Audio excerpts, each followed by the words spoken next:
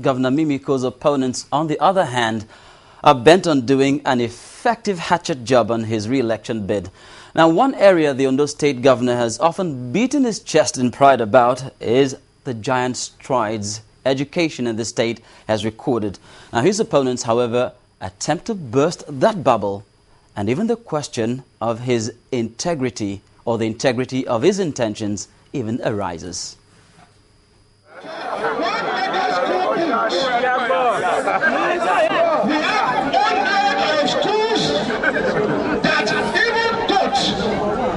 We find it difficult, decide not to go attend. We have 104 schools. They don't do West alone. 98 alone do it. Only one mega school has been built. And we say we are doing well for education. What percentage is that? Put together the total effort of this administration, maybe administration in affecting education, which is a major industry in Ondo, is less than 5%. Because you have one mega school divided by 104 plus 98. Those who know the arithmetic can give us the percentage. The situation when we were blaming Agagu is worse now. To the people of Ondo, we may not like what some people are doing. We believe Agagu did not do enough. But in Ondo town is on record that Agagu did more for Ondo town.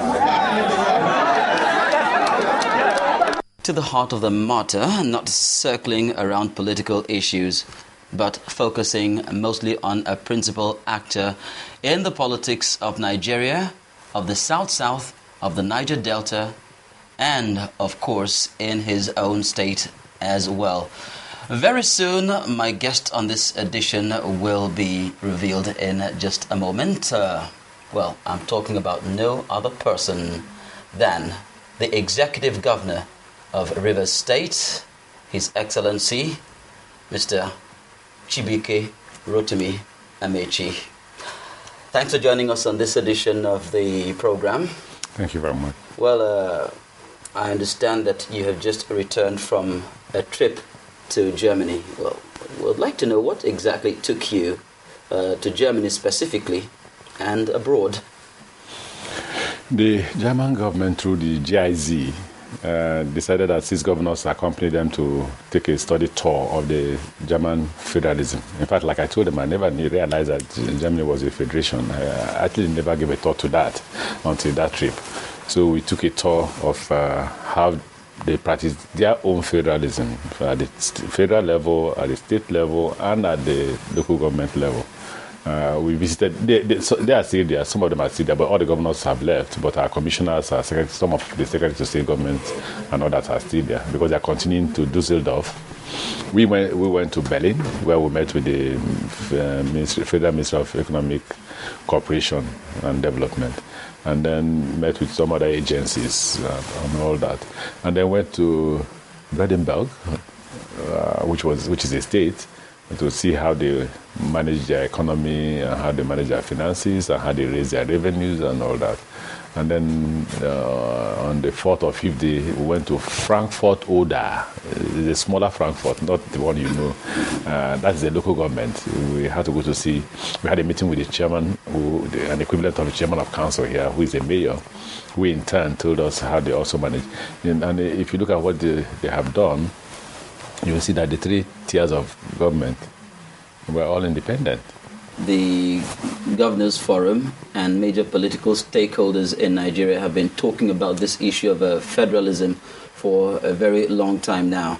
And evidently, you explored all the tiers of government in Germany. What then does Nigeria have to learn from the German model? It's slightly confusing, you know, whether to say our kind of federalism is Nigerian type of federalism, I don't know. But if it's federalism in its proper sense, then we're not practicing one here.